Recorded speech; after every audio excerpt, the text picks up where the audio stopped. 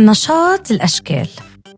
تعلم الأشكال هو نشاط بسيط ومفيد، وهيدا نشاط أساسي ومهم كتير، خاصة مع بداية تعلم الطفل للمفاهيم البصرية.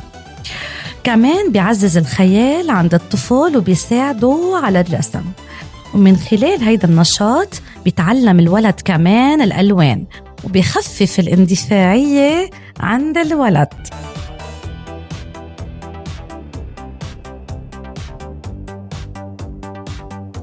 تابعونا بفيديوهات جديدة، وإذا بتحبوا تشاركونا صور أولادكم مع أنشطة عم يعملوها، نحنا رح ننزلكم ياهن على ستوريات عنا على مواقع التواصل الاجتماعي.